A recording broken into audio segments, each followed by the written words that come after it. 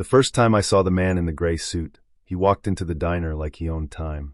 It was just past midnight, and the sky outside looked like wet charcoal. The storm hadn't started yet, but the clouds were swelling, slow and heavy, like they were thinking it over. I was behind the counter, wiping down the greasy surface for the fourth time, pretending I had something to do. Marlene's Midnight Diner sat like a rusted coin off Route 9. One of those places that people only find when they're lost or desperate. We were open 24/7, but you wouldn't know it by looking. Half the lights buzzed. The jukebox hadn't worked right in years, and the sign out front blinked so slow it looked like it was breathing. I worked the night shift. I liked the quiet, liked that no one asked questions, liked that I could disappear into the coffee pot and the hiss of the flat-top grill. At least I used to. He came in right after the clock above the coffee machine struck 12:01. Didn't make a sound when he opened the door. No jingle from the bell. No creak of the hinges. Just stepped inside like the shadows let him through. The man wore a gray suit, neatly pressed, not a speck of dust on him, and a thin black tie. His skin was pale, like he hadn't seen the sun in a decade. He sat down at booth 5 without looking around. His eyes were strange. Not glowing or monstrous or anything like that. Just still. Too still. Like they hadn't blinked in years. I didn't say anything at first. Figured he was just another drifter with too much silence in his pockets. Then, like I'd done it 1,000 times before, I said, "Welcome to Marlene's. Can I get you started with some coffee?" He nodded once. I poured. The coffee pot shook a little in my hand. I told myself it was the cold. He didn't speak. Just stared at the wall across from him, sipping from the chipped white mug. The clock hit 12:06. I turned back to grab the creamer from behind the counter. When I looked again, he was gone. Not like he'd walked out. Not like he'd gone to the bathroom. Just gone. The mug still steamed where he'd set it down. The booth was empty. The air smelled faintly of ash. I checked the cameras. Static. That was the first night I found the list. It was tucked under the cash register, taped to the underside in peeling yellow strips. The handwriting was jagged, like whoever wrote it did so in a rush or with shaking hands. There were 7 rules. 1. Always greet the man in the gray suit. Don't ask his name. 2. If a customer has completely black eyes, feed them. Don't speak. 3. Don't go near the jukebox after 3 a.m. 4. Never open the freezer after 2:13 a.m. 5. If someone knocks on the back door and says your name, don't answer, even if it's your voice. 6. If Jack shows up, pretend you don't know him. 7. Never, ever break more than 1 rule a night. I read the list 3 times. My hands didn't stop shaking until morning. The thing is, I should have thrown it out. Laughed it off. Told myself it was a joke from the last night manager. But I didn't. Because deep down, something told me it wasn't a joke. And worse, something inside me already knew the rules were real. That night, I started keeping a journal. Just in case I didn't make it through the shift. Just in case someone else ever had to take my place. My name's Carl Whitaker, and I worked the night shift at the last diner on Route 9. God help me. I follow the rules. There's something about silence in a diner that ain't natural. When a place is built for noise, clanking plates, casual chatter, the low hum of the jukebox, you start to notice when it goes quiet. Really quiet. The kind that sinks into your bones and makes you feel like you're being watched, even if the booths are all empty. That's the kind of silence I stood in when I found the list. It was just past 3 a.m. I'd wiped down the counter twice already, organized the napkin holders, even cleaned out the syrup caddies. Anything to keep my hands busy. The coffee was going stale in the pot behind me, the fluorescent lights overhead buzzing like angry flies. The storm outside had quieted to a drizzle, but the wind still pushed at the diner's windows every so often, like it was trying to get in. I bent down behind the counter to grab a rag I'd dropped earlier, and my hand brushed against something taped underneath the register. A piece of paper. Yellowed, wrinkled, edges curled like it had been there for years. It had only 6 words on the front in blocky red marker. Do not ignore these rules. I didn't know it then, but that list would change everything. I sat on the stool, heart thumping a little too fast, and unfolded the sheet. The writing was messy, rushed, like someone had scrawled it in a panic. Maybe they had. There were 10 rules in total. 10 strange, specific, downright insane instructions. Each one more bizarre than the last. 1. Always greet the man in the gray suit. Don't ask his name. Don't ask for the time. 2. If a customer sits at booth 3 between 2:30 and 3 a.m., serve black coffee. Nothing else. 3. If someone walks in with black eyes, feed them. Do not speak. Do not blink. 4. The freezer is off limits after 2:13 a.m. Do not open it. Not for any reason. 5. If a child walks in alone, ask them what year it is. If they answer correctly, call the sheriff. If not, let them leave. 6. You may hear knocking from the pantry. Do not knock back. 7. If Jack arrives, pretend it's your first time meeting him. 8. Never touch the jukebox at 3:07 a.m. Let it play, no matter what it plays. 9. There is no delivery man. If one arrives, lock the doors and hide. 10. Do not let the diner be empty between 2 o'clock and 4 a.m. If you're alone, talk to your reflection. Keep it distracted. I read them once, then twice. A nervous laugh escaped me. Some kind of prank, I figured. Maybe the last guy on the shift had a dark sense of humor. But something about the paper felt heavy, like it carried weight, like it was true. The funny thing is, I should have thrown it out right then. Should have crumpled it and tossed it in the trash. But I didn't. Instead, I smoothed it out and placed it carefully in the drawer beside the old shift logbook. My fingers lingered on the corner of the paper a second too long. There was a name scribbled at the bottom, half-smudged, Frankie. That was the guy who worked the shift before me. He disappeared last week. They said he quit without warning. Packed up and left. No phone call, no 2 weeks' notice. Just gone. I stared at the drawer for a long while, heart tapping like a drum against my ribs. Outside, a low rumble of thunder rolled across the hills. And then the bell above the door jingled. A man walked in. Gray suit. No umbrella. No rain on his clothes. Eyes dark like oil slicks. I remembered the first rule. My throat was dry, but I forced the words out. Evenin'. How can I help you? The man smiled, sat in booth 3, and said nothing. He didn't need to. I poured him a black coffee, and set it in front of him without another word. He sipped, nodded once, and stared out the window like he was waiting for something. So I went back behind the counter, pretending to clean while my thoughts spun in circles. That list, it wasn't a joke. Not even close. And whether I liked it or not, I had just become part of something I didn't understand. Something I wasn't sure I could escape. Not anymore. The diner was empty again, just like it always was between 2 o'clock and 3 a.m. That's the hour when even the night creatures go quiet, when the wind stops rattling the windows and the coffee machine hum becomes the loudest thing in the world. I was wiping down the counter for the 3rd time when the bell above the door rang. I didn't hear footsteps first. I heard whistling, low and slow, like someone trying to remember a song they hadn't heard in years. He walked in like he owned the place. Tall, lean, a little too clean for someone out here in the sticks. He wore a dark denim jacket, dusty jeans, and a trucker's cap tilted just enough to cast a shadow over his eyes. Evenin', he said with a grin that didn't reach his eyes. I nodded. Take a seat anywhere.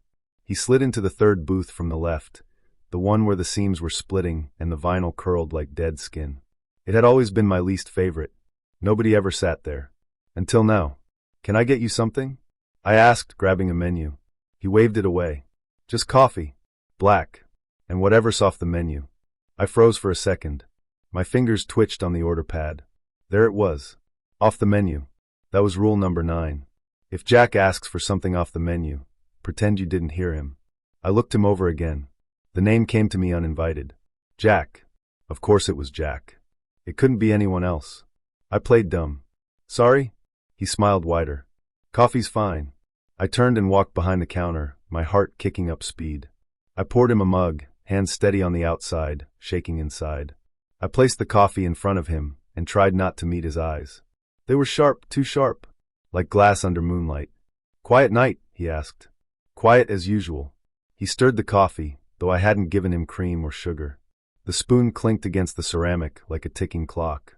You always work alone? I lied. Only on Tuesdays. Today's Friday. I paused. He caught it. He chuckled softly and leaned back in the booth. Relax, Carl.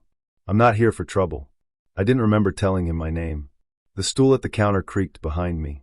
I turned on instinct, but no one was there. Just the empty row of seats and my reflection in the stainless steel. When I looked back at the booth, he was sipping his coffee like he hadn't said anything odd at all. How long you been working here? He asked casual. A few months. Long enough to know the rules, then. That made my skin crawl. I kept my face blank. I follow what's posted in the kitchen, if that's what you mean. He smiled again. It was a wolf smile this time, amused, dangerous. I mean the real rules. My throat was dry. I pretended to wipe down the salt shakers to give my hands something to do. I think you're mistaken. No, he said, setting his mug down with a soft thud. I think you're starting to understand. That list under the counter? It's not just for show. It's a contract. Break it, and you invite guests. He didn't blink. I don't think he had to. What are you? I asked before I could stop myself. Jack looked out the window like something was out there watching. Me? I'm a friend. Or a warning. Depends on the night. I waited for him to elaborate. He didn't. Instead, he stood, reached into his jacket, and pulled out a folded napkin. He placed it carefully on the counter. For next time, he said. He turned and walked out. No bill. No tip. No sound of the door chime. Just gone. I stared at the napkin for a long time before touching it. It was blank. Except for one thing, scrawled in red ink. Don't open the freezer at 2:13. The clock on the wall ticked over to 2:12.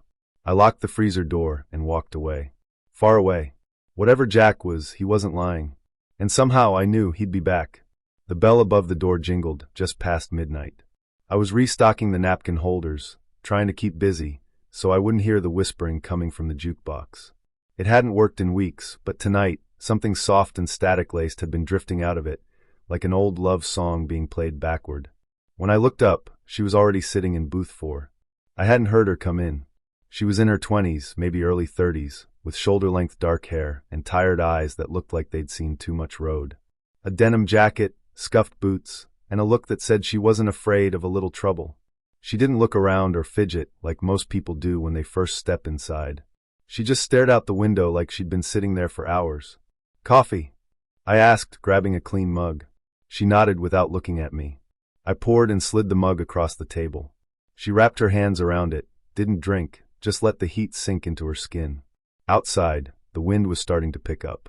Pine branches scraped against the windows like they were trying to get in. You from around here? I asked. It was a stupid question. Nobody who walks into Marlene's at 1:04 a.m. is from around here. She gave the smallest shake of her head. Passing through. Same as always. Long drive. Long everything, she said. There was something in her voice, something cracked at the edges. Like she'd been screaming inside for years, but didn't have the energy to anymore. I nodded and turned to leave her alone, but then she said, I read about this place. That made me stop. Yeah. Online. Old forums. People talking about places where things slip through the cracks. Diner off Route 9 came up a few times. Said it had rules. My throat dried up a little. People say a lot of things online. She looked up at me then. Her eyes weren't tired anymore. They were focused, sharp. I'm looking for someone, she said. My brother.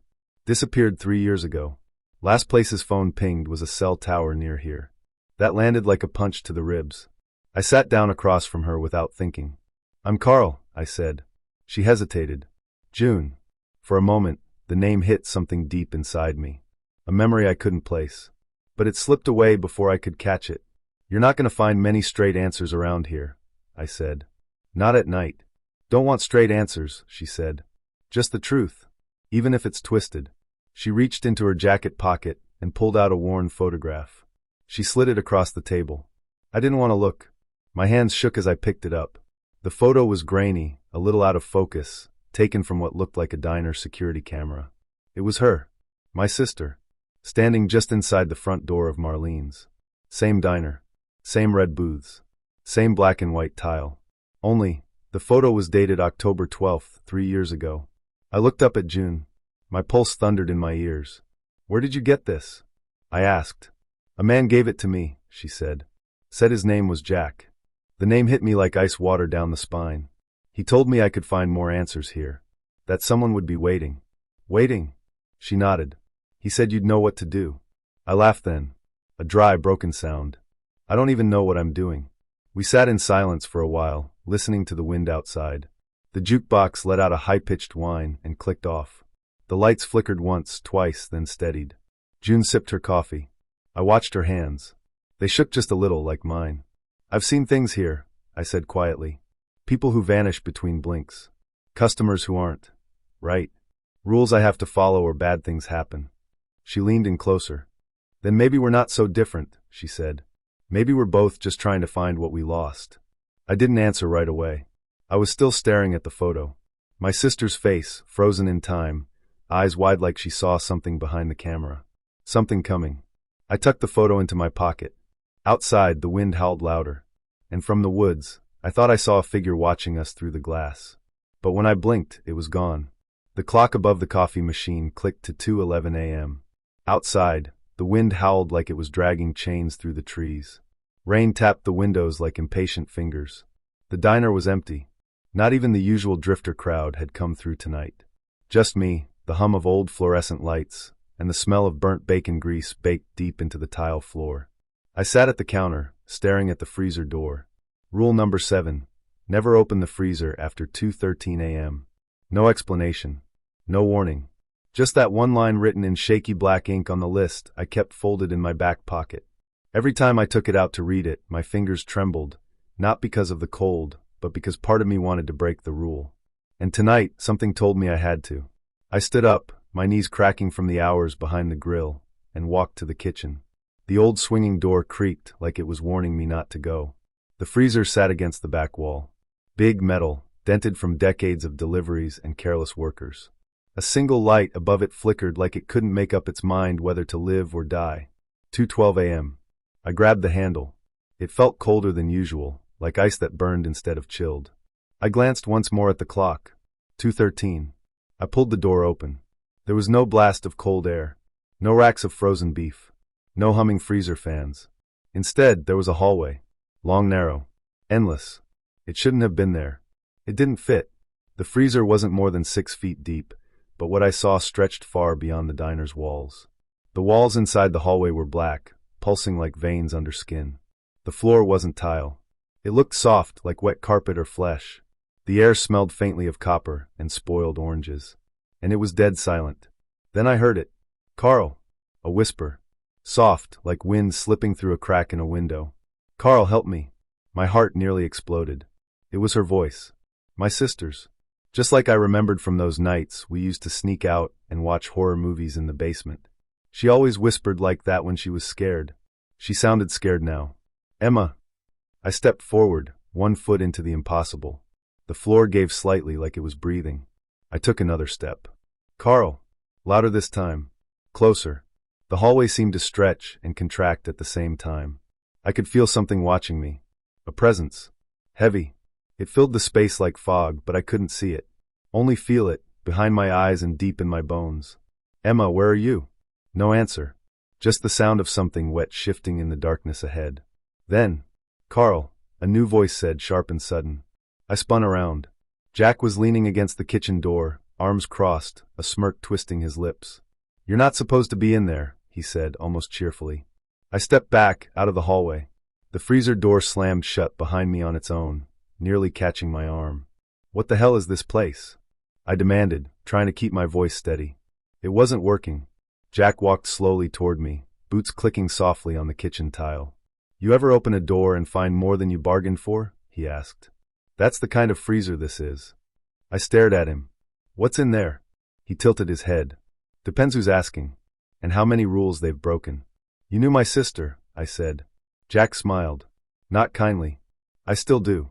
He turned and walked away, like that answered everything. I looked back at the freezer. The metal was warm now, almost hot. The hallway was gone. Just shelves of frozen food. But the whisper lingered in my head. "Carl." And I knew I hadn't imagined it. Emma was in there. Somehow. And that freezer wasn't a freezer. It was a door. And I had just unlocked it. It started with a stain on the counter. The kind of thing I might have wiped away a dozen times without thinking, just some old splatter baked into the laminate. But that night, around 3:12 a.m., as the last of the regulars trickled out and the storm outside started hammering harder on the windows, I noticed it wasn't just a random mess. It looked deliberate. A swirl. A loop. Almost like a spiral, but not quite. The lines curved in on themselves like a maze drawn by a madman. I leaned in close, squinting. The overhead lights flickered, and for a second, just a second, I swear the stain moved. Shifted. Like oil sliding on water. My stomach turned. I looked away, rubbed my eyes, then looked back. The pattern was still there. My rag hesitated just above it, my hand frozen. I didn't wipe it. Instead, I grabbed my journal from under the counter and copied the shape down. Page 46. Below the last rule I'd recorded. Don't whistle between 2 and 3 a.m. If you hear someone else do it, pretend you're deaf. That one hadn't made sense at first. But after tonight, I was starting to think they weren't warnings, they were bindings. Like each rule held something in place, and if you slipped up, it slipped out. I closed the journal and walked the length of the counter, eyeing every inch of it like a crime scene investigator. And there, near booth 4, another pattern. This one carved lightly into the laminate, so faint you wouldn't see it unless the light hit just right. Same style, same strange curves and impossible geometry. I started finding them everywhere. On the underside of the napkin dispensers, behind the jukebox, scratched into the tile under the table where the black-eyed man always sat. These weren't stains. They were seals. A cold breath passed over my shoulder, even though the air in the diner had been dead still all night. I turned fast. No one was there. "All right, Carl," I whispered to myself. "You've officially gone nuts." Then the bell above the front door jingled. I hadn't heard a car pull in. No headlights. No tires on gravel. It was June. She stepped inside, her coat soaked, hair dripping rainwater onto the checkered floor. "You're early," I said, trying to steady my voice. "Couldn't sleep," she said, eyes scanning the diner like she expected it to be different. "Place felt heavy tonight. You feel it too?" I asked, lowering my voice. "Like something's breathing under the floor?" She nodded slowly, stepping closer. Her eyes landed on the spiral stain. "You found them. You know what they are?" She didn't answer right away. Instead, she reached into her coat pocket and pulled out a folded napkin. On it, drawn in red ink, or maybe blood, was the same spiral. But hers was more detailed.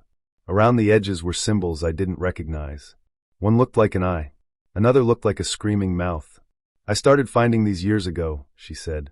"They show up when the diner's getting close to tipping." "Tipping?" June looked at me, and for the first time, there was no mystery in her eyes.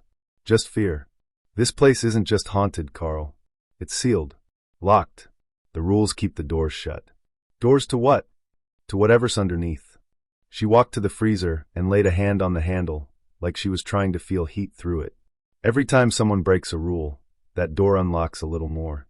When the symbols appear, it means the locks are weakening. I stared at the spiral again. My mouth went dry.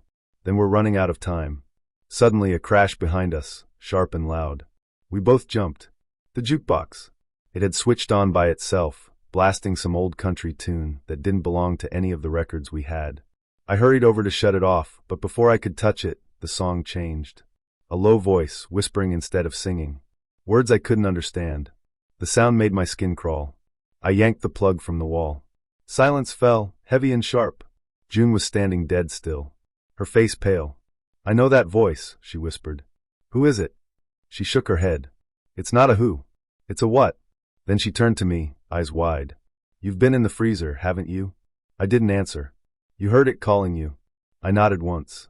She stepped forward and gripped my wrist. "Carl, listen to me. If you go back in there, it's not going to let you out again. It knows you now. It's watching." My voice came out dry. "Why me?" "Because you're looking." I wanted to argue, say she was wrong. But deep down, I knew she wasn't. Every night at this diner had been stranger than the last. The rules weren't just rules, they were rituals. And something was waiting for someone like me to come along and ignore them. Something hungry. Behind us, the wind picked up. The windows rattled. And one of the spirals on the counter began to bleed. I didn't sleep that day. I couldn't. After what I saw in the freezer, what I heard, I spent my morning hunched over the diner's back office computer, a cup of burnt coffee in one hand, the other shaking as it clicked through folders no one had touched in years. The ancient PC groaned and wheezed, dust coating the monitor like frost. Most files were corrupted, their names gibberish strings of letters and numbers, but there was a folder tucked inside a subfolder labeled Surveillance, 2021. That was the year she vanished. I opened it. The thumbnails were small, grainy squares of black and white footage, most of them locked or unreadable. The screen flickered when I tried to open the first file. The second crashed the program entirely. I nearly gave up, already half convinced the diner itself didn't want me watching. But the third video played. The camera was mounted in the far corner of the dining room. I recognized the layout. Same booths, same checkered floor, same awful painting of a schooner on the wall. The date in the corner read October 17th, 2021, 3:09 a.m. And there she was. My heart stopped. She walked in like she'd done it 1,000 times. Same way I do. Jacket zipped halfway, headphones around her neck, eyes heavy with sleep. My sister, Elena. Her hair had that lazy ponytail she always wore when she was tired or angry or both. She glanced around. There were no customers. She hesitated near the counter, looking down at something. A note, maybe. Then she turned and walked straight to the kitchen. My skin went cold. I watched as she passed right under the camera in the kitchen. Her face tilted upward for a moment like she knew she was being watched, and then she opened the freezer. It wasn't the same freezer I know now. The camera angle made it clear. Inside was a hallway. A dark one. A space that shouldn't have existed in a building this small. She stepped through. And then, the tape glitched. Lines of static slashed across the screen like claws.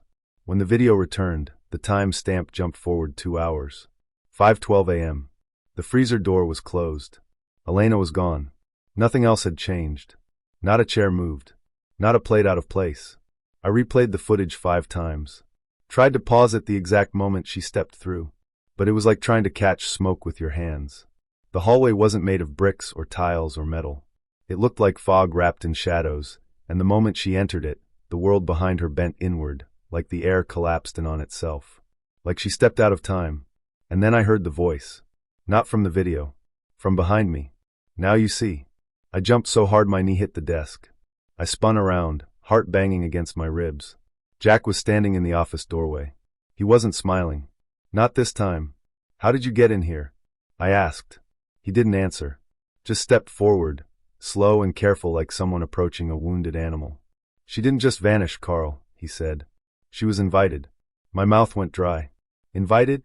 He crouched beside me, his eyes locked on the monitor, now frozen on a grainy shot of the closed freezer door. The rules are a contract. A ritual. Old magic, if you like. Someone breaks them, someone else pays the price. I stood, backing away, but Jack stayed where he was. You mean to tell me, I said, struggling to keep my voice even, that this place took her? Because she didn't say hi to some freak in a gray suit or serve the wrong coffee.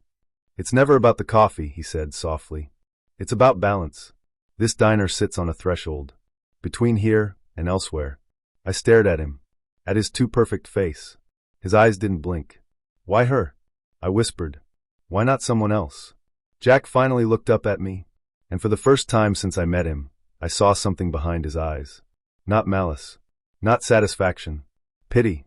Because she was looking for something she wasn't meant to find, he said. I felt like the floor dropped out beneath me. Jack stood and stepped past me, brushing my shoulder. His voice followed him down the hallway like a draft through a cracked door. You keep digging, Carl, and you'll find her. But you might not like what's left. The back door swung shut behind him, though I never heard it open.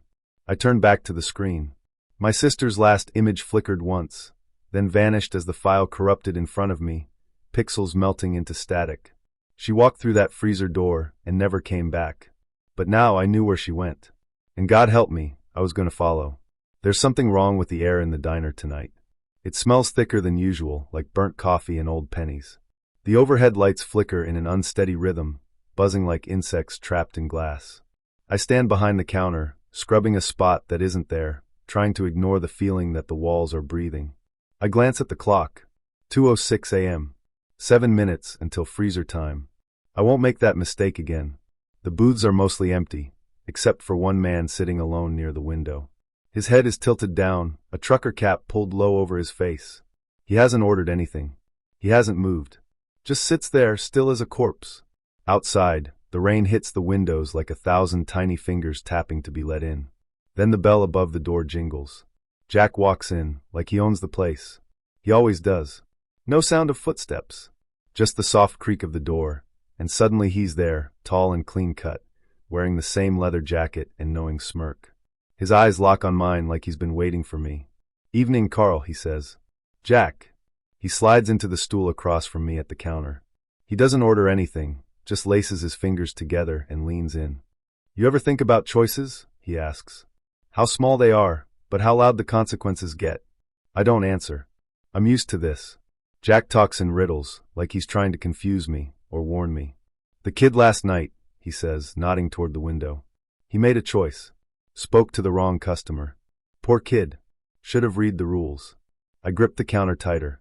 I didn't see his name on the corkboard, I say. You think that board shows everyone who goes missing? Jack chuckles. Some people don't get flyers. They just stop existing. He stands, slow and casual, and taps a finger on the counter where rule number 3 used to be taped. The one about black-eyed customers. The rules have been peeling away lately, fading like ink in the sun. You're slipping, Carl. The diner can smell it on you. I'm about to respond when I hear a cough, wet and heavy, from the corner booth. I turn. The man in the cap lifts his head. Blood trickles from his nose, but it isn't red. It's blue, thick like paint. He coughs again, harder this time, and something spills from his mouth. Water. No salt water. And in it, something else. A fish. Small and wriggling, still alive, flops onto the table next to his plate. My skin crawls. He doesn't say a word. Just stands up, drops a $10 bill, and walks out, leaving wet footprints behind him that hiss and steam against the tile. I look back at Jack. He's smiling. But his eyes aren't smiling at all. You starting to see the cracks? He whispers. This place wasn't built to hold forever. The rules were just bandages. You break them enough, and the bleeding starts. The lights flicker again, harder this time. A glass shatters in the kitchen. I walk back to check, heart thumping, but there's nothing there. No broken glass. No spilled water. Just silence. I turn back, and Jack's gone. No footsteps. No door. Just gone. I walk to the window where the man had been sitting. The booth is still wet. A fish scale glints under the neon light. I pick it up. It dissolves in my hand like ash. Back at the counter, I flip open my journal. 2:14 a.m. Jack came again. Talked about choices. Said the rules are fading. A man coughed up a fish. Salt water on the floor. I pause. The pen trembles in my fingers. I think the diner is changing. Or maybe I am. I close the book and listen. Outside, the jukebox hums to life on its own. A song starts playing, a slow, scratchy version of Blue Moon. No one pressed it. I know that for sure. And for a moment, just a second, I swear I see someone staring at me from inside the freezer window. Not a reflection. Not a person. Something else. I shut the lights early that night. I tell myself it's just a blackout. But deep down, I know better. The rules are falling apart. And something is hungry. I always thought the worst thing in the world was not knowing. Not knowing where my sister went. Not knowing what happened that night on Route 9. Not knowing why this diner seemed to sit outside of time and reason. But I was wrong. The worst thing is finally knowing, and wishing you didn't. It was just past 3 a.m. The lights in the diner were dimmer than usual. The storm outside was pressing hard against the windows, and I could hear the wind whining like a dog begging to be let in. The radio on the shelf near the register kept cutting in and out. Static, then a woman's voice, then nothing. June sat in booth 3, her hands wrapped around a cup of coffee that had gone cold hours ago. Her eyes weren't on me. They were on the pie display, like she was trying to find the courage in a cherry slice. I stood behind the counter, wiping down a glass that didn't need cleaning. My hands wouldn't stop shaking. June, I said finally, breaking the silence. You said you were looking for someone. Who? She didn't answer at first. Instead, she looked up at me with eyes that seemed darker than they were before. Not black like the customers we weren't supposed to talk to, just deep, like the bottom of a lake right before you step in. You already know, she said softly. I wanted to argue. I wanted to say no. But I didn't. Because deep down I did know. My sister, I said. June nodded slowly. Her name was Maggie. Was. Not is. Not is. My stomach dropped. How do you know that? I remembered it last night, she said, staring into her cup. I remembered the way she used to hum when she was nervous. I remembered the little scar on her wrist from when she fell off her bike. And I remembered you, Carl. I took a step back. My knees bumped the counter. You're not making any sense. I didn't remember before. Not really. That's part of how this place works. It eats pieces of you. Names. Faces. Time. I was here before. I think I've always been here. I moved around the counter slowly, like she was an animal that might spook if I got too close. You're saying you're Maggie? My voice cracked. That's insane. June Maggie nodded again. I'm saying part of me is. The rest never came back out of that freezer. The air in the diner shifted. The buzz of the lights turned into a hum so low I felt it in my chest. I went through that door, Carl. The one with no handle. I didn't follow the rules. I thought I was smarter than the list. I thought I could beat it. She reached across the table, pulled back the sleeve of her jacket. A small scar, right where Maggie had won. My breath caught in my throat. I thought I was saving someone else, she whispered. But I was just being fed to the diner. I didn't know what to say. My mouth worked, but no words came out. June continued, her voice growing tight, like she was holding back tears, or maybe holding something else inside. The rules aren't there to protect you. They're there to trap what's behind the diner, to keep it asleep. But when someone breaks the rules, that thing gets to take something in return. Her hands began to shake. The cup rattled against the saucer. It took me, not all of me, but enough. We sat in silence for a long time. The storm outside hit the windows harder now, like it was furious we were speaking truths. Like it wanted in. I've been coming here every night, she said, hoping I'd remember more. Hoping you'd see me. That maybe somehow you could bring me back. My chest ached. Can I asked. She looked up at me, and her eyes shimmered like glass about to crack. I don't know. But if you try, Carl, you have to understand the cost. The diner doesn't give things back for free. Outside, a flash of lightning lit up the road. In that moment, in the reflection of the glass, I saw something standing at the edge of the woods. A tall shape. Watching. Waiting.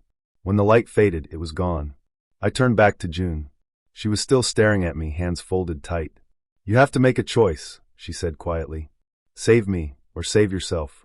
And in the distance, I heard the front bell chime, even though the door hadn't moved. The rules were breaking. And time was running out. I knew the rules were breaking on their own. When the lights didn't flicker, they screamed. A high-pitched, metallic whine filled the diner just after 2:13 a.m., sharp enough to make my ears ring and my molars ache. Everything inside Marlene's midnight diner seemed to shiver, like the walls were trying to breathe. I was alone behind the counter, wiping down the same spot for the 10th time, trying not to think about what I'd seen on the security tape. My sister, Ellie, stepping into the freezer 3 years ago, and never coming out. Her face haunted every corner of this place now. I could hear her laugh in the buzz of the neon sign, see her reflection in the napkin holders. The diner was holding her, I was sure of it. The rules didn't protect us, they trapped her. That night, something new appeared under the register. Not a paper or a note, just a word scratched into the metal. Fresh. Bleeding. Run. The blood smelled like burnt sugar. I didn't run. I waited. At exactly 3:07 a.m., the clocks froze again. Every one of them. Even my watch. That's when the door appeared. It wasn't the freezer door this time. It was in the middle of the floor between booths 3 and 4. A tall wooden door with no frame, no hinges, just there. Standing upright like someone drew it into reality and forgot the rest of the building around it. It pulsed, almost like it had a heartbeat. A soft thump-thump that echoed in my chest. Then she stepped out from the shadows by the jukebox. June. Only, she wasn't just June anymore. Her eyes had changed. Brighter. Not fully human, but familiar. My stomach twisted. Deep down, I already knew what she was going to say. It's time, she said, her voice shaking. I nodded. I didn't ask questions. What was the point? We walked to the door together. The floor under our feet felt soft, like walking across skin. When I reached out to touch the doorknob, it was cold, freezing, and wet, like it had been pulled from the bottom of a lake. You can still turn back, she whispered. No, I said. Not until I know what happened to her. Not until I see for myself. The knob turned easier than I thought. The door opened without a sound. On the other side wasn't a hallway. It was the void. Pitch black. Endless. But not silent. I heard whispers, thousands of them overlapping. Some laughed, some wept, and some called my name over and over again. We stepped in. The diner vanished behind us, like it had been erased. Now there was only the dark and the path. A narrow bridge of rusted metal stretching across nothing. Below it, shapes moved in the blackness, things without bones or names. We walked in silence. After what felt like hours, or maybe seconds, we reached the heart of it. A room. Gigantic. Circular. Floating in the void. At the center of it was a giant counter, like the one from the diner but bigger, older. Cracked marble. Behind it stood a figure. Not Jack. Something else. Tall. Covered in skin that flickered like static. It had no face, but it grinned anyway. Around it floated dozens of yellowed papers, all bearing the same words. Do not break the rules. My heart pounded. This was it. The thing that fed on broken rules. The thing that owned the diner. Jack stepped out from the shadows, now wearing a fresh white apron. His eyes gleamed like knives. "You made it, Carl." Just like she did, right before she screamed. I clenched my fists. "Where is she?" I asked. Jack raised a hand. A soft hum filled the air. From the dark behind the counter, a figure emerged. Ellie.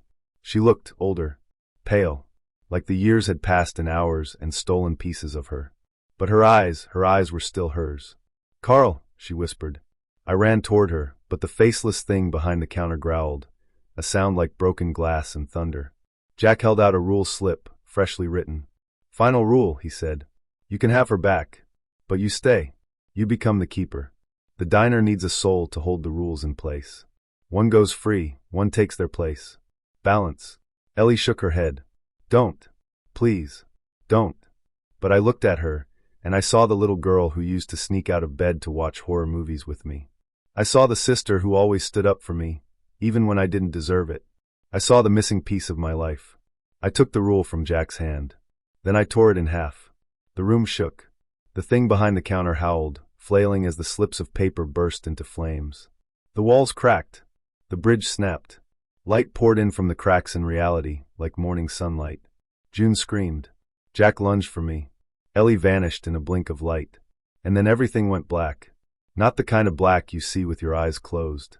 The kind you feel when the world forgets your name. But I didn't scream. I smiled. Because somewhere, back on Route 9, I knew the sun was finally rising. And my sister was free. The air in the hallway was thicker than I remembered. Every breath tasted like metal, like something old and rotting in the walls. The freezer door shut behind us with a soft click, but it may as well have been a slammed vault. No turning back now. June walked ahead of me, barefoot on the black tile floor. Her steps made no sound. The hallway stretched on forever, but it wasn't just a hallway anymore. Doors lined both sides, some cracked open, leaking pale blue light. Others pulsed softly, like they were breathing. The overhead lights buzzed, one after another, as we passed underneath. I wanted to speak, to ask her if we were close, but my throat was dry. My voice didn't belong here. She stopped. At the end of the corridor stood a door. No frame. No knob. Just a massive slab of rusted metal with carvings etched into its surface. Symbols I'd seen before. On the counter. Beneath the stools. Burned into my dreams. June turned to me. Her eyes shimmered, not with tears, but with something deeper. Light. Or maybe fire. "He's waiting," she said. "Jack." "No," she said. "The one Jack works for." The words made my skin crawl. I stepped forward, and the door groaned open on its own. What lay beyond wasn't a room. It was a void. A space that looked like it had been hollowed out of the world itself. The diner's flickering lights didn't reach here. Instead, the room was lit by a soft, pulsing glow from the center, where a thing hovered. It wasn't a person. It had no face, no real shape. It moved like smoke, folding in on itself again and again. And yet I could feel it looking at me. Through me. Jack stood beside it. He looked different now, taller, darker, his smile thinner. His eyes were solid black, like the customers who never spoke. "Well done, Carl," he said. "Most folks don't make it this far." "I didn't come for congratulations," I said. "No," he chuckled. "You came for her." June stood behind me now, her hand cold against my back. "You figured it out," Jack said. "This place, the diner, it's not a building. It's a cage. For him." He gestured to the pulsing shape. "And the rules? They're bars. Break enough of them, and the cage weakens." "And you want that," I said. "I do," Jack nodded. "Chaos is a lovely thing. But you're not here to break the world. You're here to trade." My fists clenched. "I want my sister back." The thing pulsed brighter. I felt pressure behind my eyes, in my chest. My heart thudded louder. "Ah," Jack said softly. "But nothing is free. You want her soul, her memories, her voice? You must give something equal in return." "What?" I asked. Jack stepped closer, smile gone. "Your place. Your name. Yourself. You become part of the diner. The night shift manager. The keeper of the rules." I looked at June. She shook her head slowly. "Don't." I turned back to Jack. "What happens to her if I don't?" "She fades," he said. "She'll scatter back into the freezer, into whispers and shadows. Eventually, she'll forget she was ever human." My thoughts raced. Could I trust anything he said? Could I trust what I saw? I looked at June again. She was real as I'd ever seen her.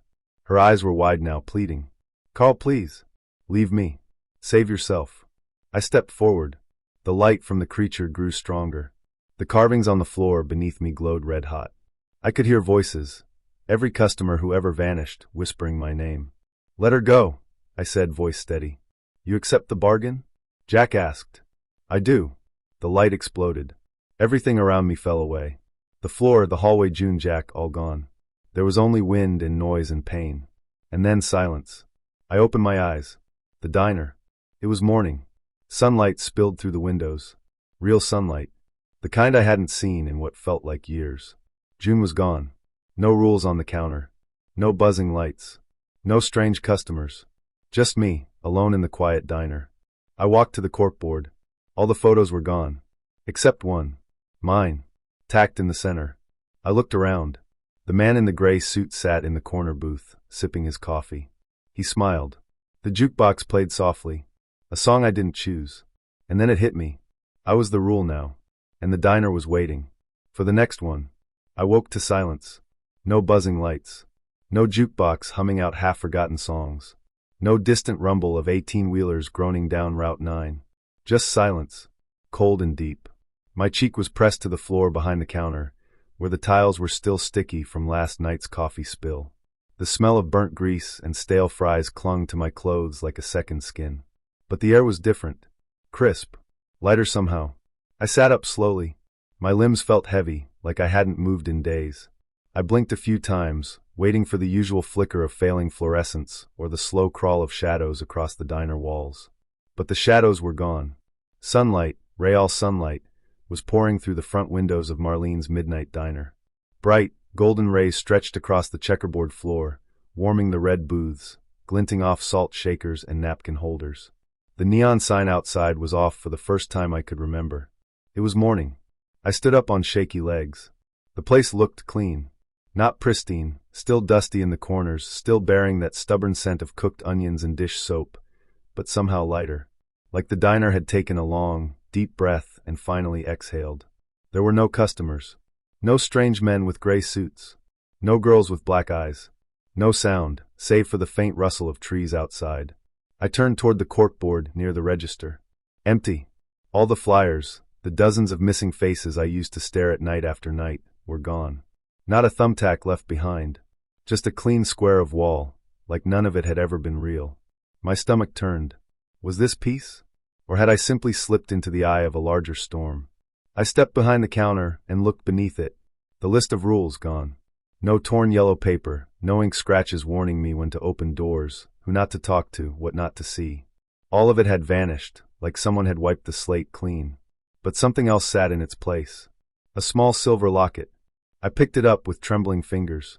It was warm, like someone had just held it. I clicked it open, and there she was, my sister June. Smiling. Alive. I didn't cry. I just held it to my chest for a while, and let the silence settle over me like snowfall. Something had changed. I could feel it in my bones. The rules were gone, but something deeper had shifted too. The diner had always felt like a trap, a hungry thing pretending to be a building. Now it felt tired. Maybe even free. Or maybe it had just changed its shape. I walked to the door, half expecting it to be locked. It opened with a soft jingle, a normal sound for a normal door. I stepped out into the morning light. The sky was blue. Real blue. Not that dirty gray haze the diner used to sit under. Birds were singing somewhere in the pines. For the first time in years, I thought I could breathe. I walked across the parking lot toward my car, the locket still clutched in my hand. It was covered in leaves, dusted with dirt. I hadn't driven it in weeks, maybe months. I looked back at the diner. That's when I saw him. A man sitting in the first booth by the window. Dressed in gray. Pale hands folded on the table. Staring straight at me.